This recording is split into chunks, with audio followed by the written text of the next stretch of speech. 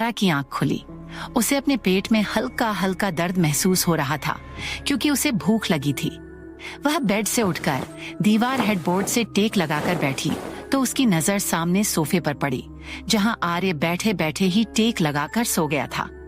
खिड़की से आती चांद की रोशनी सीधे उसके चेहरे पर पड़ रही थी। सारा बस उसे देखती रह गई। यह वह लम्हा था जब सारा को कुछ भी याद नहीं था। उसे सिर्फ और सिर्फ आर्य नजर आ रहा था। उसका दिल जोरों से धड़क रहा था और अपनी धड़कन उसे अपने कानों में साफ सुनाई दे रही थी। लेकिन यह बस कुछ पल का खेल था।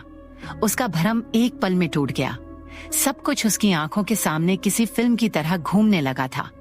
एक रात के लिए उसका तवायफ बनना, आर्य का उसके साथ जबरदस्ती करना, उसे ठुकराना, उसे अपमानित करना, सब कुछ किसी फिल्म की तरह उसकी आंखों के सामने चलने लगा। वह सब कुछ झटकते हुए बेड से उठी और आहिस्ता से कमरे से बाहर निकल गई। बाहर आकर उसने देखा कि डाइनिंग टेबल पर सारे खाने वैसे ही पड़े थे। इसका मतलब था कि रात में आर्य ने भी खाना नहीं खाया था। वह खाने की ट्रे उठाकर किचन में गई तो उसने देखा कि वहाँ गैस नहीं थी बल्कि माइक्रोवेव था। उसने खाना स्लैब पर रखा और माइक्रोवेव को देखने लगी। उसे माइक्रोवेव चलाना नहीं आता था। अब सच में उसका रोने का मन हो रहा था। उसका दिमाग काम नहीं कर रहा था। सामने खाना रखा था लेकिन वह खा नहीं सकती थी। वह आर्य को उठाना भी नहीं चाहती थी, लेकिन आज उसका पेट इंतजार करने को भी तैयार नहीं था। आखिर हार मानकर वह वापस कमरे में आई और बहुत आहिस्ता से आर्य को छूकर बोली, आर्य उठे, मुझे भूख लगी है। वह इतनी धीमी आवाज में बोली थी कि सिर्फ वही सुन सकती थी। आर्य को उसकी एक भी आवाज सुनाई नहीं दी। सारा को अब सच में रोना आ रहा था। उसकी आंखें आंसुओं से भर गई थीं। कैसा दिन आ गया था। उसे आर्य से खाने के लिए कहना पड़ रहा था जिससे वह कुछ देर पहले नखरे दिखाकर सोई थी। इस बार वह थोड़ा और करीब गई और आर्य की जांघ पर हाथ रखते हुए बोली, आर्य उठ भी जाए, मुझे भूख लगी है। वह इस बार इतनी चिड़ी हुई और गुस्से भरी आवाज में बोली थी कि आर्य ने अपनी आंखें खोल दी। उसकी आंखों में नींद का खुमार था और आंखें लाल थीं। सारा एक पल के लिए फिर से उसकी आंखों में देखती रह गई। आर्य को समझ नहीं आया कि क्या हुआ था। उसने जबरदस्ती अपनी आंखें पूरी खोलते हुए सारा को देखा और कहा, What happened, sweetheart? सारा ने आंसू भरी आंखों से कहा, मुझे भूख लगी है। आर्य सीधा होकर बैठ गया और जम्हाई रोकते हुए बोला, हाँ तो बाहर जाओ, खाना टेबल पर रखा होगा, गरम करो और खा लो। तुम तो मुझे ऐसे बता रही हो जैसे मुझे खाना चाहती हो और मैं तुम्हें परमिशन दूं कि हाँ आओ मुझे खा लो। सारा की आंखों से आंसू बहने लगे। आर्य की इतनी बेपरवाही देखकर उसे न जाने क्यों तकलीफ हुई। उसके आंसू देखकर आर्य की नींद भी एकदम से गायब हो गई। उसने सारा को घूरते हुए कहा, अब मैंने ऐसा क्या कर दिया जो तुम्हारी टंकी चालू हो गई है? सारा अब जोर जोर से रोने लगी थी। आर्य एकदम से उठकर खड़ा हुआ और बोला, हद है, रो क्यों रही हो? सारा ने रोते रोते कहा, मुझे भूख लगी है। आर्य ने गहरी सांस ली और बड़बड़ाते हुए बोला, एक तो पता नहीं औरतों की कौन सी टंकी होती है जिसे न मिनट लगता है न सेकंड। टप टप करके पानी निकलने लगता है। वह किचन में आया तो स्लैब पर ट्रे में रखा खाना देखकर बोला, यहाँ रखा तो है खाना, माइक्रोवेव में डालकर गरम करके खा लेती। मुझे क्यों परेशान किया?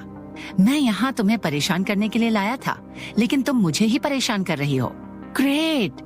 सारा ने अपने आंसू और बहती नाक साफ करते हुए कहा, मुझे माइक्रोवेव चलाना नहीं आता। आर्य जो ट्रे उठा रहा था उसके हाथ वहीं रुक गए। वह सारा को अजीब नजरों से घूरने लगा। फिर ट्रे उठाकर ओवन में रखते हुए बोला, अपनी जबान ही चला लेती। खाना अपने आप गर्म होकर टेबल पर आ जाता, क्योंकि तुम्हारी जबान तो वाकई में अंगारों जैसी है। यकीन मानो, सिर्फ 5 मिनट अपनी जबान को तकलीफ देती ना तो खाना गर्म होने के साथ साथ जलकर राख भी हो जाता। सारा ने धीरे से बड़बड़ाया, आप तो नहीं राख हुए। आर्य ने ओवन से खाना निकाल कर टेबल पर रखा और उसे घूरते हुए बोला, मुझे सुनाई दिया तुमने क्या कहा। वो क्या है ना, तुम्हारी जबान की आग मुझ पर असर नहीं करेगी क्योंकि मैं खुद अंगारे चबाता हूँ। अगर तुम्हारा मुंह लड़ाना हो गया हो तो खाना खा लो।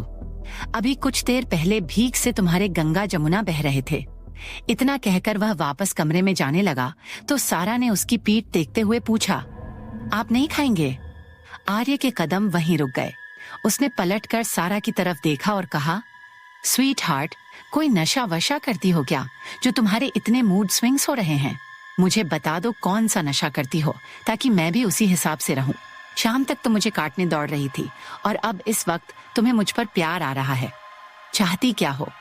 सारा चेयर खींचकर बैठते हुए बोली, सुकून से खाना चाहती हूँ। आपको नहीं खाना तो आप जा सकते हैं। आर्य उसे नजरअंदाज करते हुए दूसरी चेयर पर जाकर बैठ गया। उसने पहले सारा की प्लेट में खाना परोसा और फिर अपनी प्लेट में खाना निकालने लगा। दोनों खामोशी से खाना खाने लगे। आर्य ने जब अपना खाना खत्म किया तो देखा कि सारा आज पहले से ज्यादा खा रही थी। चिड़िया जितना खाने वाली लड़की आज अपनी क्षमता से डबल खा रही थी तो उसे अजीब लगा। आर्य ने नैपकिन से अपना चेहरा साफ किया और उठते हुए बोला, अगर तुम्हारा हो जाए तो आकर सो जाना, मैं तुम्हें कल यूनिवर्सिटी ड्रॉप कर दूंगा। इतना कहकर वह जाने लगा तो सारा ने पीछे से उसे देखते हुए कहा, क्या आप हमेशा इस तरह नॉर्मल नहीं रह सकते? क्या हम ऐसे हमेशा नहीं रह सकते? सारा खुद भी हैरान थी कि वह यह सवाल कैसे पूछ बैठी। शायद उसने अपने दिल की ख्वाहिश को पहली बार जबान दी थी। आर्य के कदम जैसे किसी ने जंजीरों में जकड़ दिए हों। वह रुका लेकिन पलटा नहीं। कुछ सोचकर उसने कहा, कुछ मजबूरियां हमें वैसा नहीं करने देती जैसी हमारी चाहत होती है। तुमने सही कहा था स्वीट हार्ट, मैं तुम्हारी चाहतों को कभी पूरा नहीं कर सकता। सारा ने उसकी पीठ को घूरते हुए कहा, मर्द कभी मजबूर नहीं होते, उनके हाथ में हाँ और ना कहने की पूरी आजादी होती है। आर्य हल्का सा जख्मी मुस्कुराया। कमरे के अंदर जाते हुए उसने कड़वाहट से कहा, हम मर्दों के लिए बहुत कड़े कानून बनाए गए हैं। हम मर्द तो रो भी नहीं सकते, हम मजबूर भी नहीं हो सकते। इन सब का ठेका तो तुम औरतों ने ले रखा है। इतना कहकर वह कमरे में गया और इतनी जोर से दरवाजा बंद किया कि सारा ने अपने कानों पर हाथ रख लिए।